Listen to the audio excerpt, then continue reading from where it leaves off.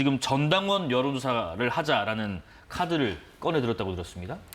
이 전당원 여론조사가 진행이 될지는 아마 16일 원내대표 선거 이후에 좀 더 구체화될 것으로 보여요. 네. 그래서 여러 가지 당내 문제에 대해서 우려하는 부분들이 있는데요.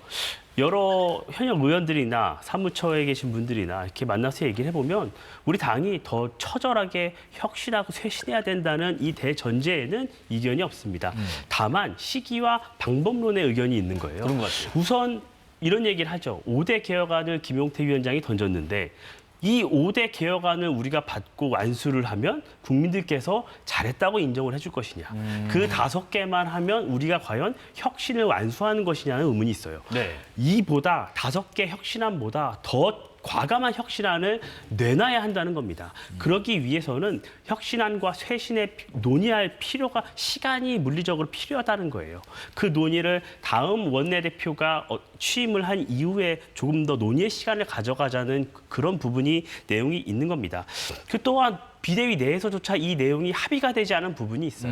왜냐하면 비대위원분들은 사퇴를 하고 네. 비대위원장이 혁신안을 내놨기 때문에 당내 공감대가 조금 부족한 부분이 있습니다. 그렇기 때문에 이런 논의를 조금 더 한 이후에 우리가 쇄신을 해야 한다는 주장이 일부 있는 것이고요. 또 일각에서는 선거를 패배를 했으면 모든 지도부가 물러나고 모든 당원 국회의원들이 국민 앞에 사죄를 하고 반성을 먼저 해야 된다. 그런데 우리가 이 사죄와 반성의 시간을 갖지 못하고 혁신안이 어떤 전당대회 시점을 갖고 당내 이견이 있다 보니까 밥그릇 싸움하는 것처럼 비친 이 모습에 대해서 자성론도 당내에 존재하고 있습니다. 네네. 그래서 오늘 혁신안이 어떻게든 결론이 났으면 좋았겠지만 16일 원내대표 선거 이후에 논의를 이어가기로 했기 때문에요. 네. 그 이후까지 조금 더 시간이 필요할 것으로 보입니다. 지금 사실 말씀하신 것처럼 이 5대 개혁안 내용만 놓고 보면은 엄청나게 새로운 뭔가가 있다기보다는 앞으로 해야 할 것, 그리고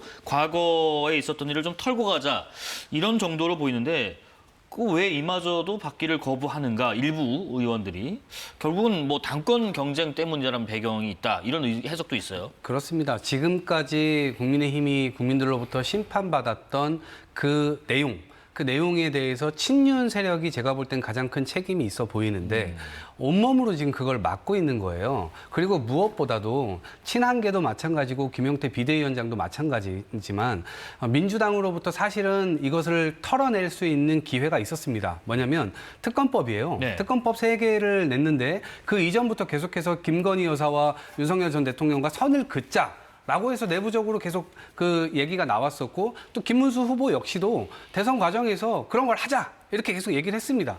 그러면 그것을 행동으로 옮길 수 있는 아주 좋은 기회였단 말이에요. 그런데 투표 앞두고 다 나가버렸습니다. 심지어 김용태 비대위원장은 본인이 최상병 건에 대해서 너무나 이걸 통과시켜야 된다. 그러면서 묘비도 닦는 모습도 보여주고 했는데 본인이 투표에 참여도 안 하고 나가버렸습니다. 그리고 친한계, 이 한동훈 전 대표가 지난번 당대표 선거 나올 때 최해병 건에 대해서 진상조사와 관련된 특검은 우리가 시도를 해야 된다라고 했는데 친한계로 분류되는 열 몇 명의 의원들이 있지만 이거에 대해서 지금 이 찬성한 의원 몇 명이나 되죠? 거의 없어요.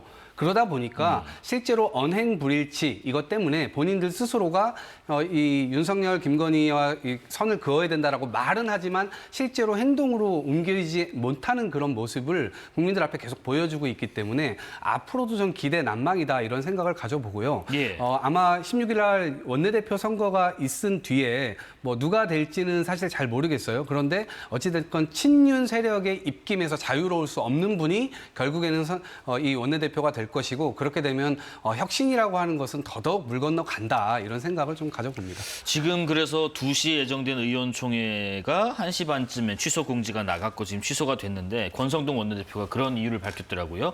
지금 의총을 계속하면 이게 지금 당내 갈등이 심하고 분열이 심하고 이런 게 계속 비춰지는 것에 대한 우려가 있어서 지금 그런 부분을 고려했다. 그러니까 현 원내 지도부 임기가 이번 주로 끝나니까 그다음 지도부가 나왔을 때 그때 충분한 논의와 조율을 하고 그동안 나왔던 얘기들도 거기에 다 섞어서 참고를 하자 이런 취지인데 그럼에도 불구하고 이 의원총회를 취소했다는 것 자체를 두고도 당 내부 상황이 뭐 보인 거 아닌가 하는 의견도 있어요. 안타까운 측면이 있지만 예.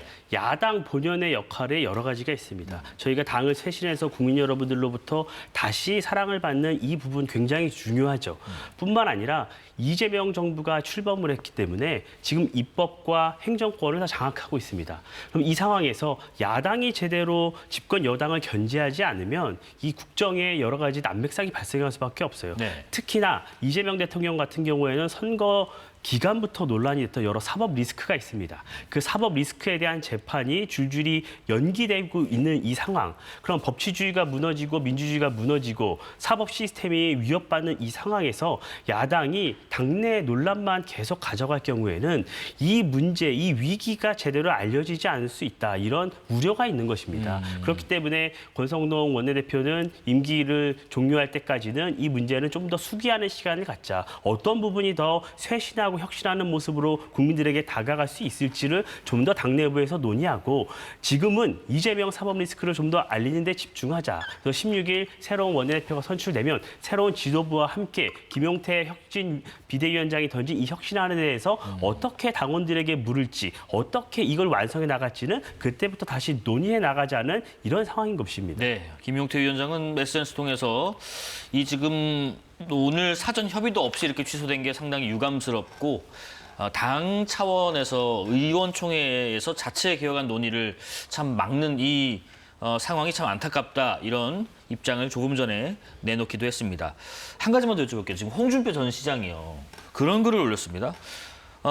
이재명 정권이 곧 정당 해산 절차에 들어갈 테니 각자 도생을 준비하라.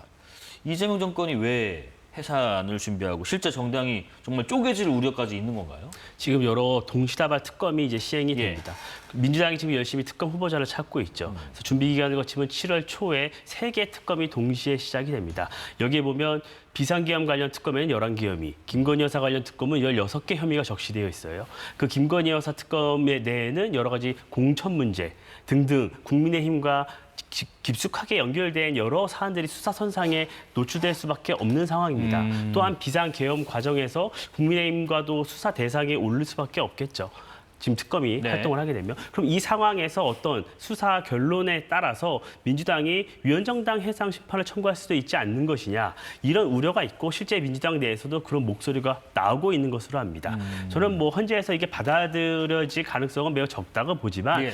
문제는 이런 과정에서 국민의힘이 과거에 있었던 이 프레임에서 벗어나지 못하고 계속 혁신 작업을 거듭하고 있음에도 국민들에게 다가가지 못하는 위기 상황이 지속될 수밖에 없는 것인데요. 홍준표 전 시장이 그걸 너무나도 잘 알고 있는 상황에서 왜 국민의힘에게 자꾸 이런 말씀을 하시는지 좀 납득하기 어렵고요. 네네. 그래서 저는 국민의힘이 조금 더 쇄신해서 국민들에게 사랑받는 것이 이런 논란에서 벗어나는 길이다. 저는 이렇게 생각합니다.